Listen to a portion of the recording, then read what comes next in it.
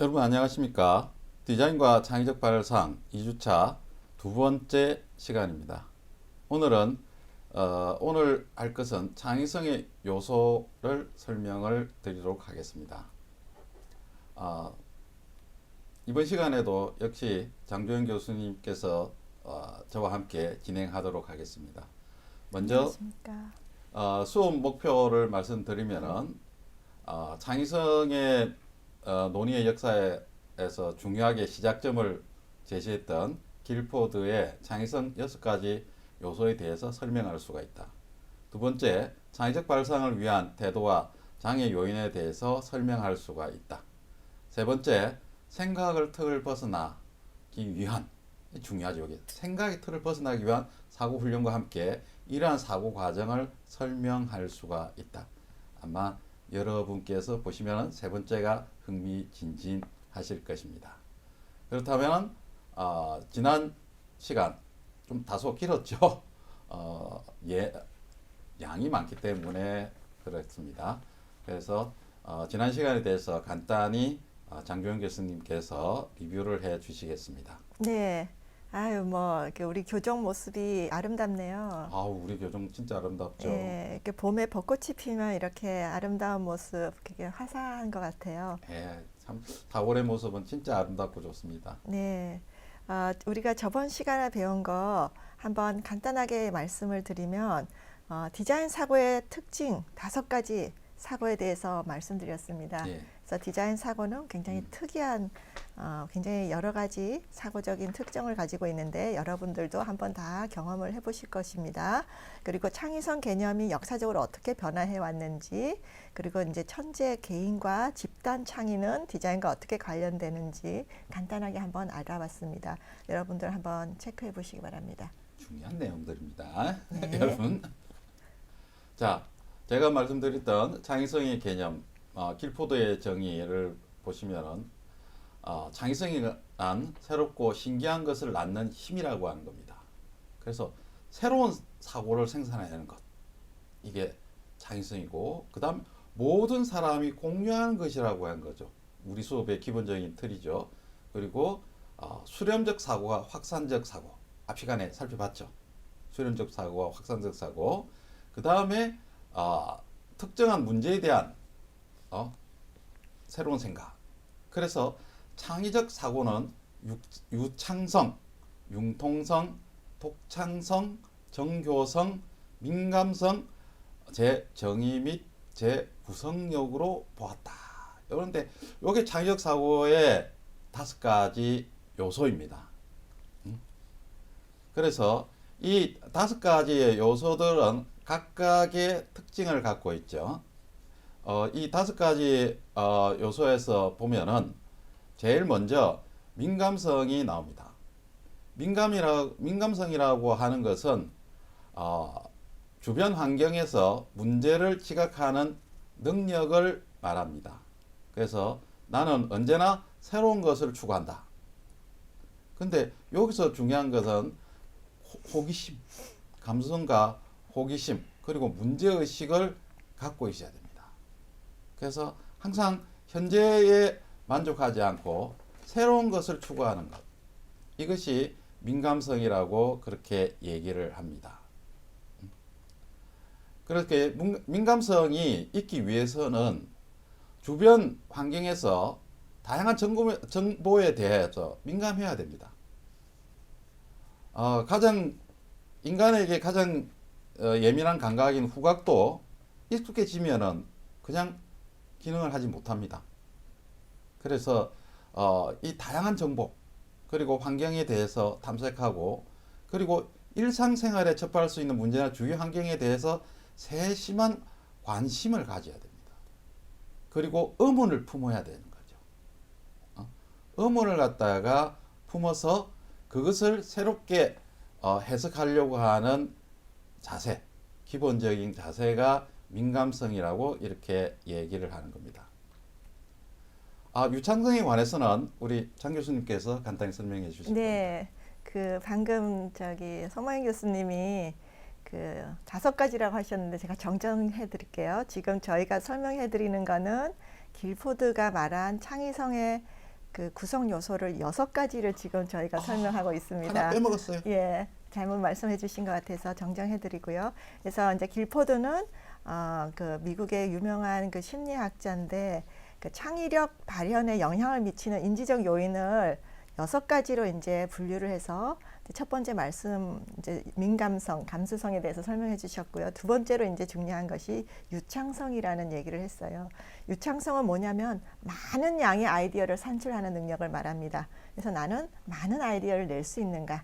이제 본인이 이제 체크를 해보시고 해야 되고요. 요 6가지 이제 요소들 이런 것들을 여러분들이 훈련을 통해서 증진을 해야 됩니다. 그래서 내가 유창성이 약한 사람은 훈련을 통해서 유창성을 늘릴 수가 있다는 거예요. 그래서 이게 하나의 문제에 대해서 다양한 해결책과 아이디어를 제안할 수 있는 능력이거든요. 그래서 이거는 질보다는 양이에요. 그래서 뭐 질적인 거 좋은 거 하나를 얻겠다는 게 아니라 많은 양의 아이디어를 먼저 만들어내는 거, 확산적인 사고죠. 그래서 일단 그 유창성이 굉장히 중요하고요.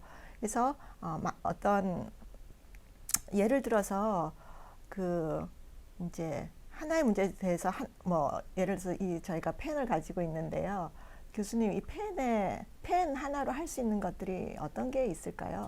펜이니까 네. 일단 본인의 기능이 수 있는 네. 서술의 기능이 있죠. 네, 이제 뭐 문자를 작성하고 그림을 그리고 그런 예. 기능적인 거 하나 있죠. 있죠. 예? 그 다음에는 지압 지압. 지압 능력 있죠. 예, 그래서 아마 이게 뾰족하니까 예. 귀와 혀를 누르면서 예. 시원하게 예, 또 지압 능력이 지압 있죠. 능력이 있을 거다. 또 예. 2개 말씀하셨어요.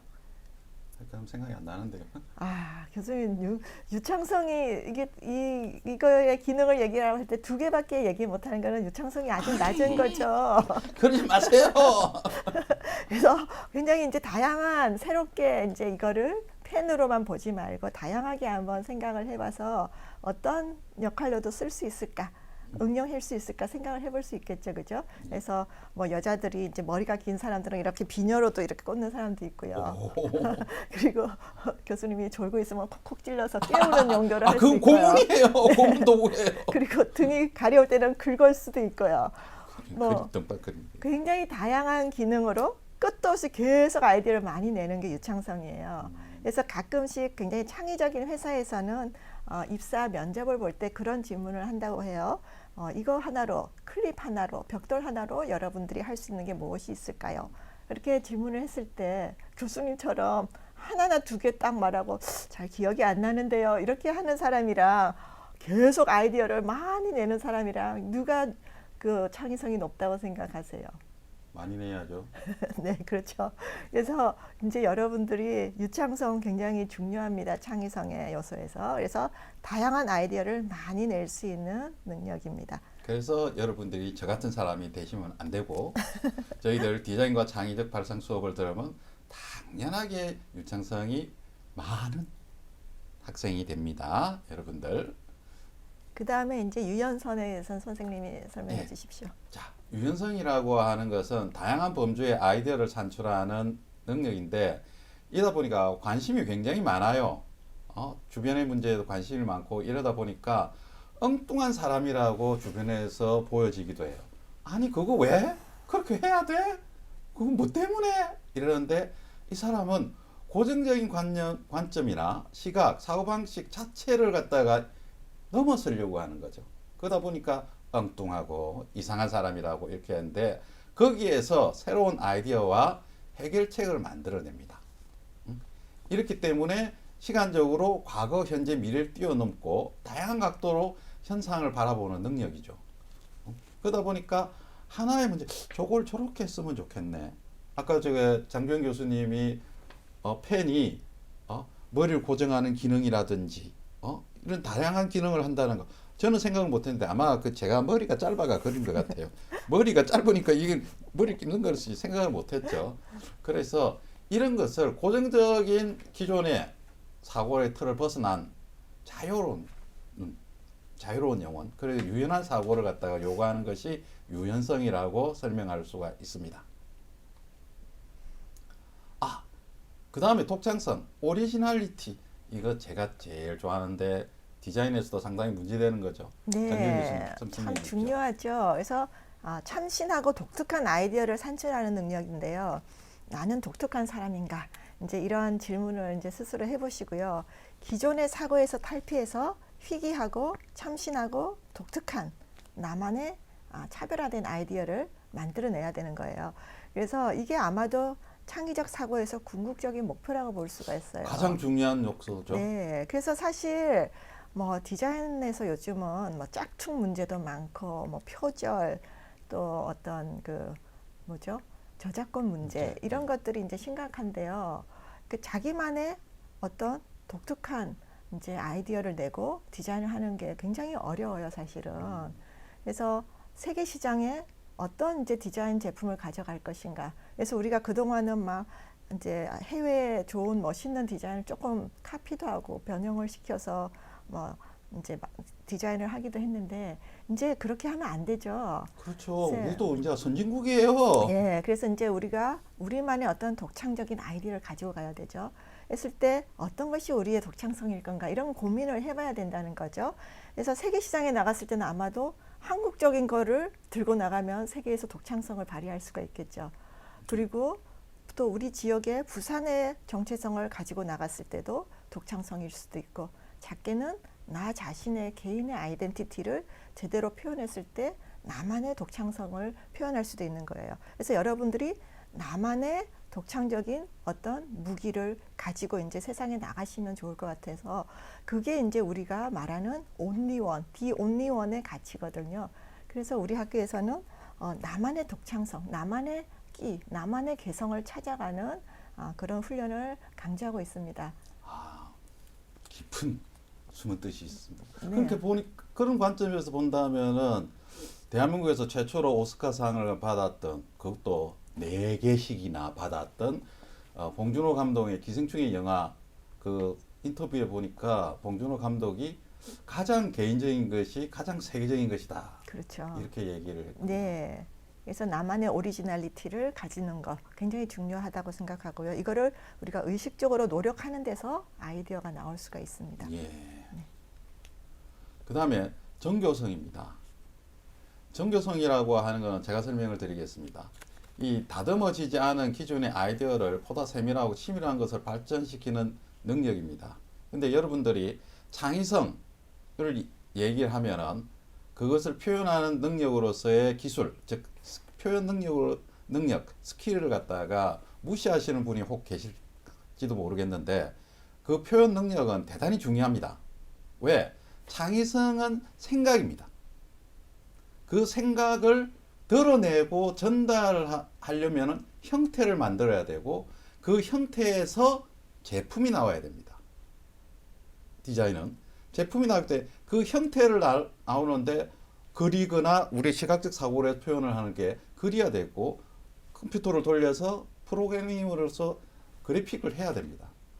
그런데 그걸 할 줄 모르면은 자신의 능력을 발휘할 수가 없어요. 자신의 생각을 전달할 수가 없습니다.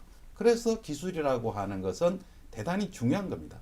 아무리 제가 창의성을 강조한다고 하더라도 표현 기술을 갖다가 무시한다고는 아니죠.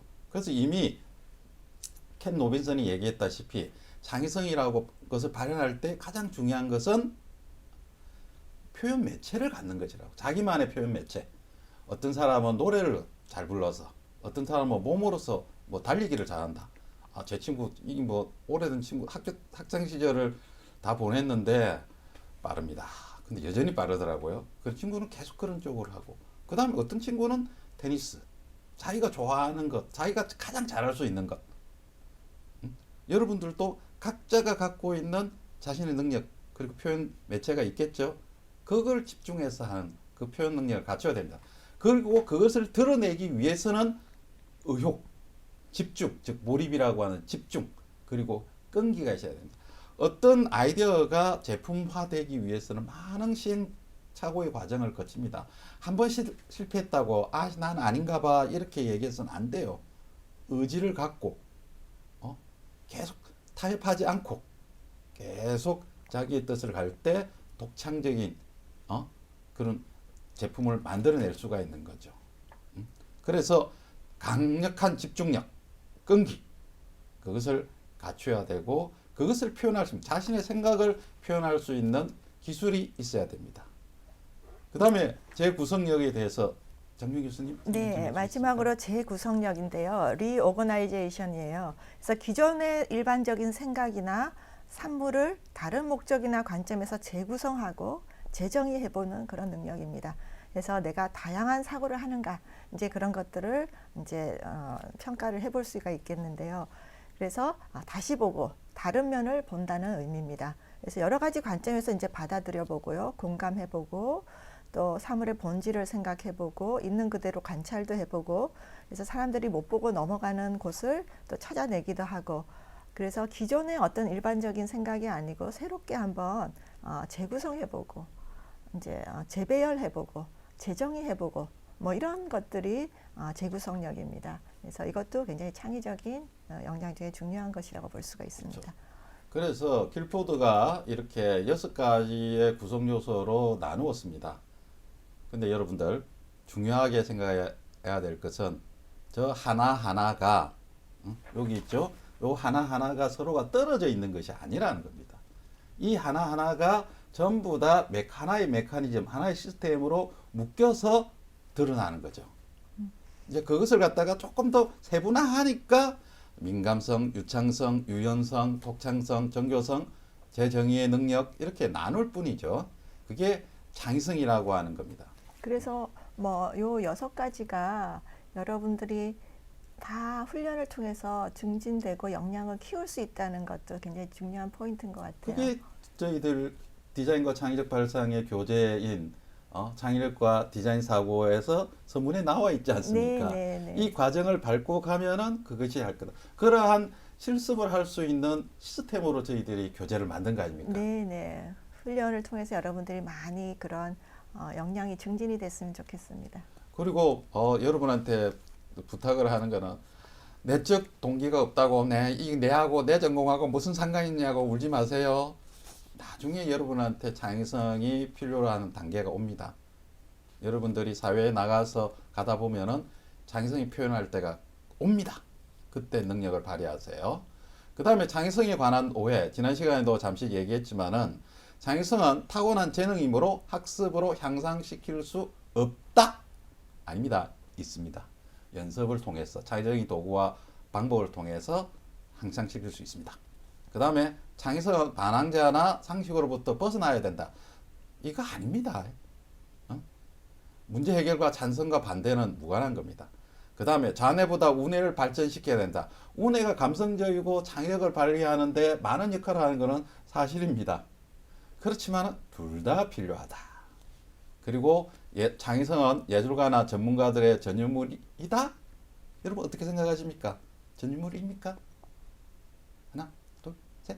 아니죠. 아니죠. 인간의 보편적인 능력입니다. 그렇지만은 창의적인 발상에 장애 요인은 있습니다. 그 장애 요인에 대해서 장 교수님 조금 설명 부탁합니다. 네, 그래서 이제 뭐 저번 주차에서 송 교수님께서 그 창의적인 그 발현하는 조건이라든지 생태계 그런 사회문화적인 환경이 중요하다는 얘기를 해주셨는데요. 이제 그런 부분이 많이 이제 우리가 아쉬운 부분이고 장애 요인이라고 볼 수가 있습니다. 그래서 여기 쓰여진 대로 교육이라든지 고정관념, 터부, 전례, 습관, 기계적 반응, 관행, 선입견, 자기규제 이런 것들이 모두가 우리를 창의적 발상을 하는 장애 요인으로서 작용할 수가 있는데요. 이런 것들이 어떻게 저희가 해결할 수 있는 문제는 아니고요. 뭐 교육적인 것들은 우리가 학생들이 교육을 받아왔기 때문에 개선할 수 있는 문제는 아니죠. 근데 교육적인 문제가 가장 큰 이제 장애 요인이라고 볼 수가 있는 것은 사실이고요. 그럼에도 불구하고 여러분 자신 스스로도 여러 가지 고정관념에 얽매여 있다든가 습관에 타성에 젖어 있다거나 또 선입견에 붙어 있다든가 뭐 여러 가지 기계적으로 타성적으로 반응한다든가 이런 것들이 이제 깨부셔야 될 부분이기도 합니다.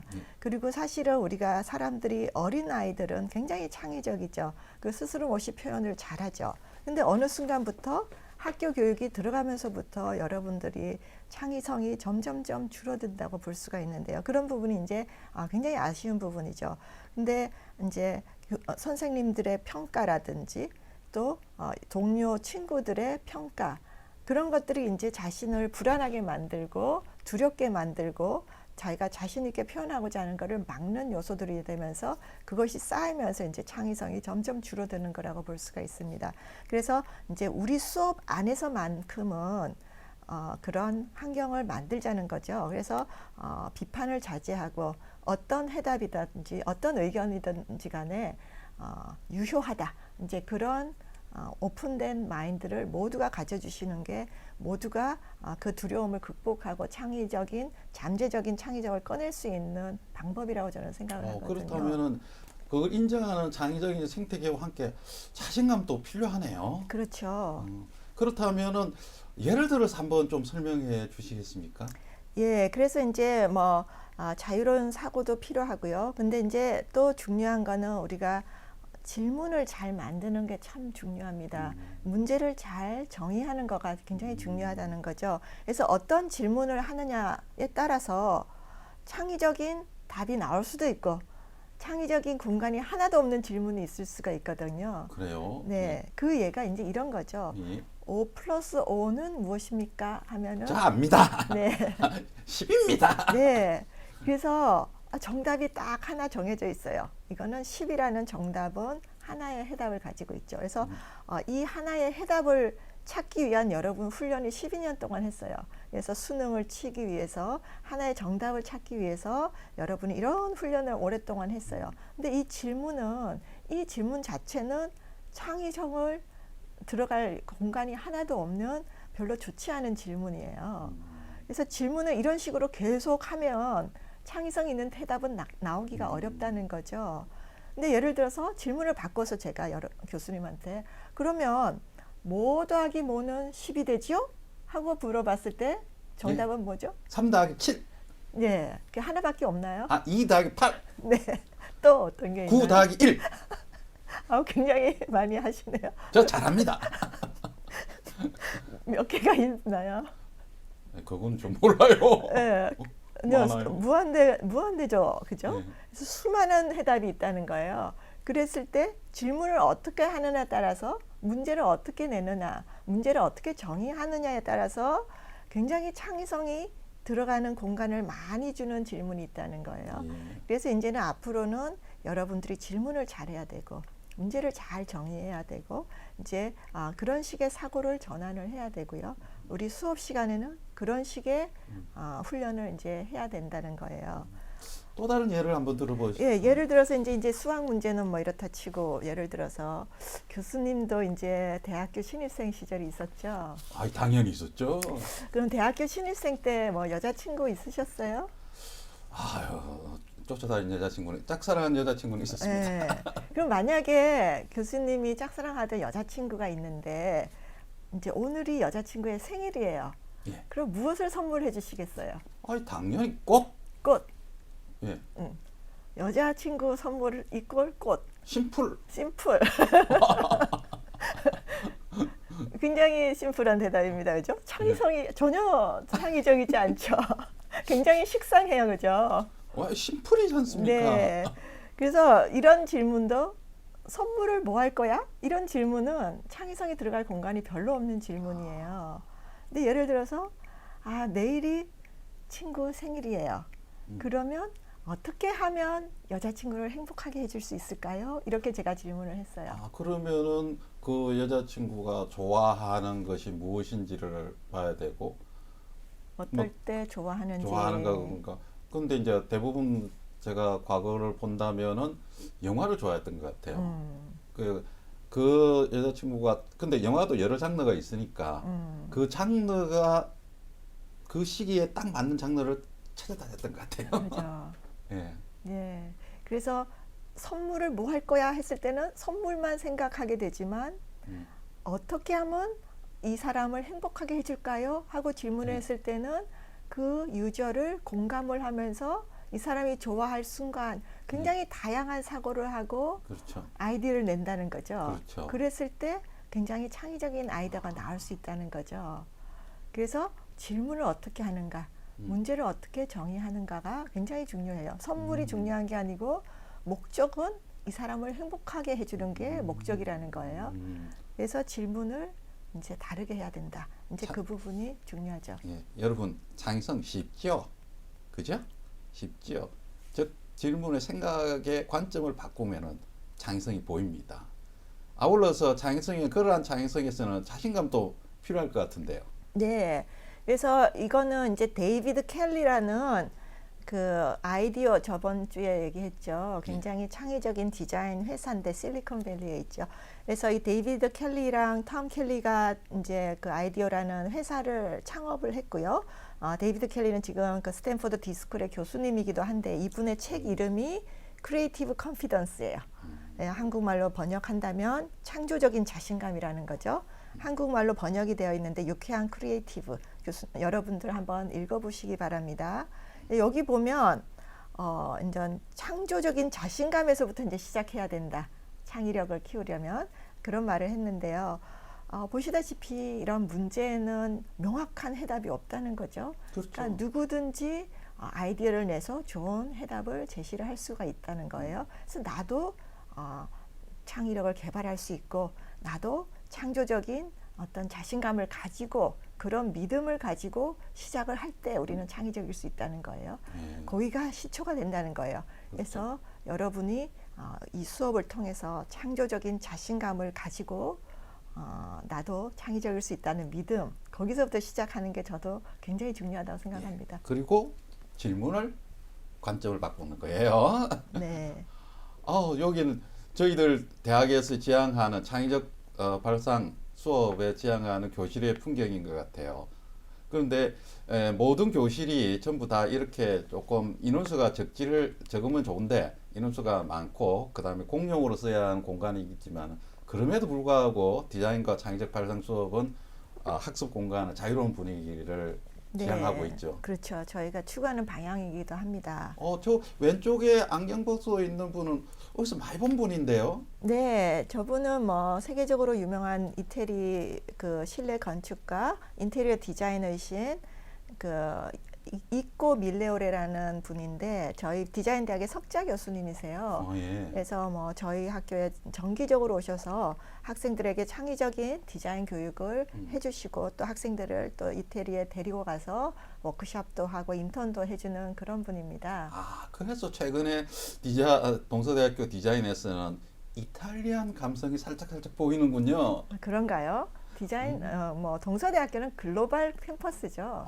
글로벌 캠퍼스입니까? 네. 예. 여기가 어디죠? 네, 여기 아시나요, 교수님? 어딘가요? 어린 왕자하고 여운대? 네. 삼복도로입니다. 예, 이거 우리 학교 디자인대학 학생이 그린 작품인데요. 그 밑에 보면 디자이닝 유어 라이프라고 이제 적혀 있는데 그 디스쿨에 제가 디자인 싱킹 수업이 굉장히 유명하다고 했는데 또 유명한 수업이 있는데 이게 또 디자이닝 유어 라이프라는 수업을 개설해서 엄청 인기를 끌었다고 해요. 예. 굉장히 특이한 거는 뭐 디자인을 한다면 뭐 제품이나 뭐 이런 거 생각하잖아요. 그렇죠. 근데 그 디자인 싱킹 프로세스를 자기 라이프에 적용을 해서 청년들이 자기의 삶을 멋있게 디자인해보라 뭐 이런 수업인 거예요. 그래서 이게 뭐 엄청난 인기를 끌었다고 하는데 저도 이게 지금 책 이름이기도 해요. 그래서 한국에도 번역서가 나와 있는데 그래서 저는 이제 우리 수업을 마치면서 여러분들이 디자이닝 유어 라이프 우리가 디자인 사고를 배워서 창의적인 생각으로 여러분 삶 자체를 굉장히 창의적으로 멋지게 한번 디자인 해봤으면 좋겠어요. 그래서 아까 말씀드린 크리에이티브 컨피던스 아주 그 창조적인 자신감을 가지고 여러분 삶까지도 디자인을 멋있게 해봤으면 좋겠다 이런 생각으로 그 출발이 우리 디자인과 창의적 발상이죠? 네, 그래서 요 어린 왕자가 저 전깃줄에 앉아서 멀리 보면서 자기 삶을 꿈꾸고 설계하는 그런 느낌을 줘서 제가 뽑아봤습니다. 어린 왕자가 원래 삼복도로 도로가에 앉아 있는데 네. 전선에 올라가 있어요. 네, 너무 창의적이죠. 예. 그러면 저희들이 이제 수업에 마치기 앞서 교수님께서 하실 얘기가 있으시죠? 네, 그래서 이제 저희가 제가 하고 싶은 말은 디자이닝 유어 라이프까지 한번 이제 욕심을 내서 여러분들한테 이 수업이 여러분의 멋진 삶을 설계하는 이제 중요한 수업이 됐으면 좋겠고, 그래서 저희가 원하는 인재가 다 됐으면 좋겠습니다. 그리고 이제 저희는 이 2주차 강의로서 물러가고요. 3주차 다음 주부터는 여러분 각자의 담당 교수님께서 수업을 진행해 주실 거고요. 또 다양한 구체적인 프로젝트 이런 실습 수업을 하게 될 겁니다. 그래서 좋은 시간 되셨으면 좋겠고요. 또 캠퍼스에서 만나면 인사라도 나눴으면 좋겠습니다. 네. 그래서 디자인과 창의적 발상은 여러분에게 필요한 여러분이 미래를 갖다가 현실화하는 하나의 단계인 겁니다. 절대 여러분하고 전공하고 상관없는 게 아닙니다. 바로 거기에서 여러분의 미래를 시작하기를 바라면서 저희는 이만 물러가도록 하겠습니다. 수고하셨습니다. 네, 감사합니다.